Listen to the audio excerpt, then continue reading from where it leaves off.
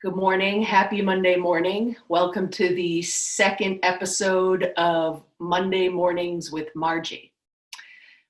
Today, our focus is going to be on acts of kindness during difficult times. And today, I have a guest here, Kerry LaBounty, who happens to be my partner, but also is a life coach.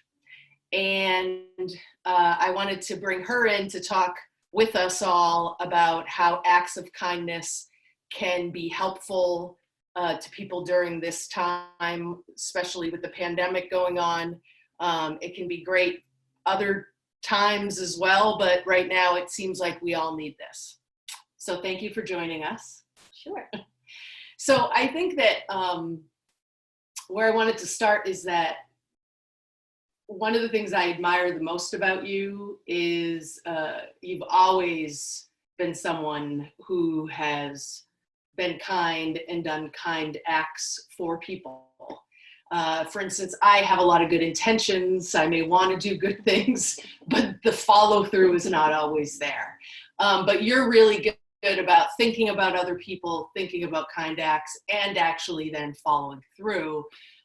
Prior to the pandemic, but even more so during the pandemic. So I was just wondering, where do you think that comes from, and what about it has made you continue to do it throughout your life?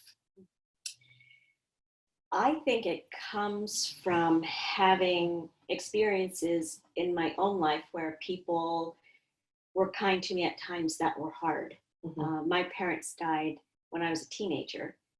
And there were people scattered throughout my life who did various acts of kindness, large and small. Mm-hmm. And I have always been appreciative of that. I've always been grateful for that. And it made me think about when I am in a position to do that, whatever that is, mm-hmm. then I want to be one of those people. Because I know how much it meant to me. Mm-hmm. And the follow-through piece is the hard part.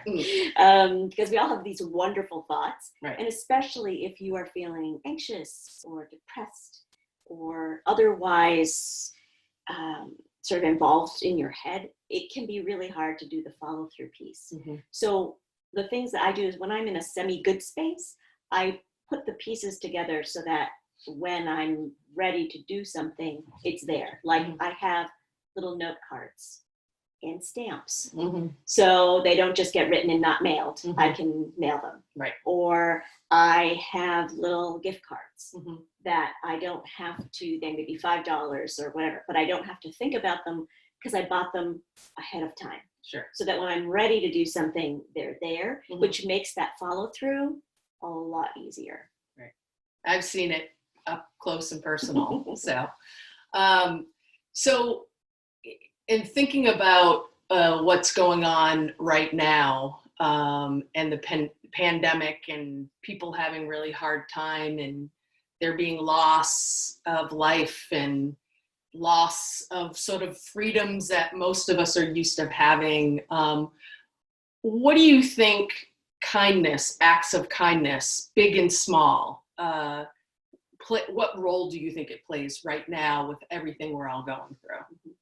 I think it plays a grounding role. I think it's like, where, Mr. Rogers said, his mother always told him, look for the helpers. Mm-hmm. Well, those helpers they're doing big acts of kindness right now, but the other people making signs or clapping or saying thank you to the grocery store worker.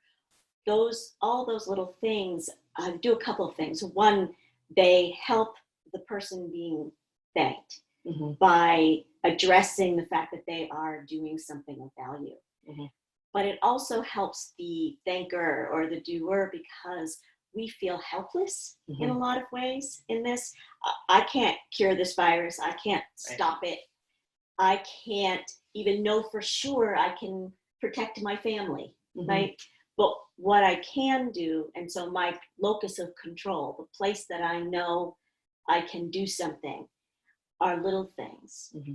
And by doing those things, it helps my own anxiety. Mhm. It helps me feel like the little step of things I can do makes a difference for my brain. I think it reduces that sense of helplessness, Mhm. and then that also helps Mhm. overall. Mhm. I think one of the things I've noticed for both of us in this time also has been just observing kind acts, Mhm. not necessarily being the giver Mhm. or the receiver of the kind act, but observing the kindness happening, whether we're watching it on TV or we see it Mhm. ourselves out in the world. And so one of the things that sort of has occurred to me is there's like 3 ways in this whole kindness, action. It's both being the giver, it's also being the receiver, and it's also being the observer. Sometimes you don't actually have to be the person in that interaction Mhm. to actually have a positive or feel good response to it as Mhm. well. And I think sometimes when we're watching the news or we're reading the newspaper or on social media, what can be focused on is what's not going well. And so I think sometimes we have to make sure we're looking for the good things that are happening and the kind acts that are happening in the midst of all of the hard things that are happening at the same time. Right. And I believe you get more of what you focus on.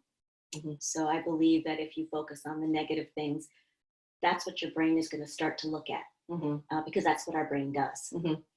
If you start looking at those positive things, you turn off the news, you look at uh, the positive stuff that's happening, your brain starts picking out other positive things. Oh, you like positive things? I'll show you some more positive things. Right. Because that's just the way the brain works. Sure. So it's a good trick. It's Mhm. actually something I do. Mhm. I sometimes play a little game with myself about thinking. It's called the what if game, and you can play what if both ways. You can say, what if I Sure. get home and something yucky's happened? Sure. Or what if I get home and something great's happened? And what do I see that's making me feel a little bit better? Mhm. And it doesn't have to be big better. Sure. It can be, oh my gosh, I love the color of that flower. Right. It doesn't have to be, oh my gosh, that person saved a life. It really can be small, and your brain will grab onto it. Mhm. And that's just part of the biology of us. Sure. And then the emotional piece, we can attach good meaning onto it. Yeah, I mean, I think we both experienced that in our own personal lives. And I think we both practice that as much as we can because it's not always natural Mm-mm. way of our brains Mm-mm. working.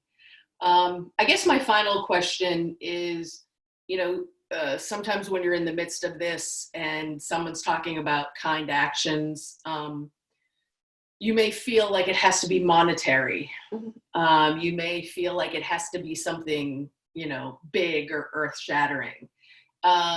So I guess, you always come up with these great little ideas of things that you do that always kind of amaze me when you kind of pull them out. But what are, I guess, some examples of things either you've done in your life, you've seen people doing, or suggestions you might have for people who want to do something kind? Maybe they, are struggling themselves, whether it's emotionally or financially. What are some suggestions you might have that they could do during this time that may, make them feel good in being able to give to somebody else and do something kind for somebody else? Mhm. Well, I think that a handwritten note is amazing for people, because how often do we get something that's handwritten, um, that comes in the mail? It's like this wonderful little treat. Mm-hmm. And that's for the price of a stamp and a piece of paper. It Mhm. doesn't have to be a note card. It doesn't have to be fancy. Mm-hmm. I also think you can do something like jot down a poem or a quote that has value and meaning to you, Mm-hmm. and share it out. Mm-hmm. I think that has importance for people, because we connect with writing, we connect with poetry. Sure. So I think those are easy things. If you have, as spring is coming, if you have some flowers in your yard, cutting a flower to Mm-hmm. putting it on the neighbor's doorstep, it's it doesn't have to be things that cost a lot, but it has to be something that you feel like this would be nice to give or nice to receive. Sure. And it's, there's lots of other things. I mean, people are doing various pickup for people. There's other little things that you could do for people, but sure. I think those little touches that say, I see you, is really important.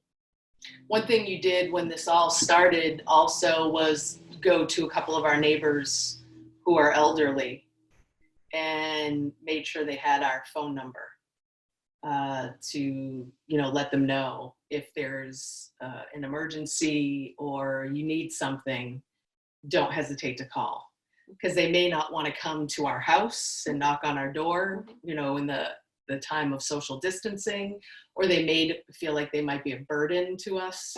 But I think by you initiating that step and going over there, it sort of opened that door in a way that maybe it would have or maybe would not have been before.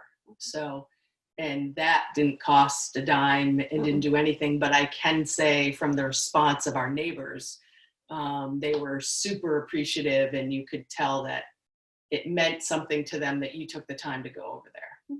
So, so I appreciate you sharing your words of wisdom with all of us. And, I think that it's important during this process that we all look at ways that we can give and receive and observe kind acts. And I think, one other thing to think about is that when somebody does something kind for you, being able to accept it and know that you don't have to do something back. Like you can accept the kind act without having to give back. I think sometimes people feel guilty or feel obligated to then do something in return. And, it's okay to accept something nice somebody else has done for you during this time. So I hope during this week that you all can embrace some kind of kind act, either by giving or receiving or observing, because all that will make this time a little bit easier for all of us the more we participate in acts of kindness. So I hope you have a good week, and I will see you next Monday morning. Take care and be well.